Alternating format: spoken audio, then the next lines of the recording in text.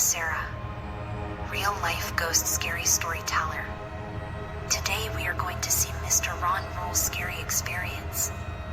Hi, I am Ron. It's all happened when we moved to new house when my wife and I bought our first house. An old Victorian style built in the 50s. Almost every night we heard what sounded like a kid's footsteps running down the upstairs hallway and other random sounds. My wife mentioned it to one of the neighbors and they said it was probably just peacocks on the roof. The house backed up to a conservation area where wild peacocks lived and they would occasionally get up on the rooftops. That answer made sense, so we basically got used to it and eventually ignored it. Less than a year later, our son was born. And when he was 1, he would balance all of his toys on top of other toys and made them spin. Literally found the center of balance of various toys and would walk in a circle around the room, giving each a gentle touch to keep it rotating. It was the weirdest and coolest thing I had ever seen. When he was 2 or 3, we would hear him talking in his room at night. And one night, I asked who he was talking to. He said it was Tracy. Sounds like a horror movie.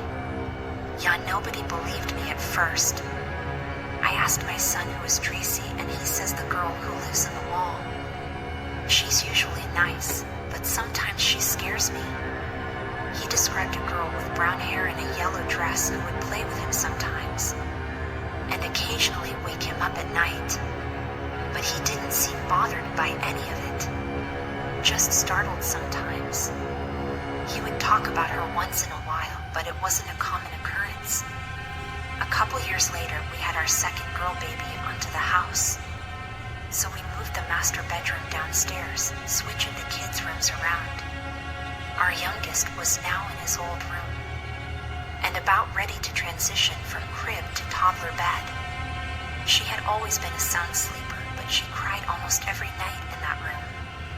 Her first night in the toddler bed, we heard a loud thud followed by screaming and rushed into the room, thinking she had fallen out of bed. She was on the other side of the room.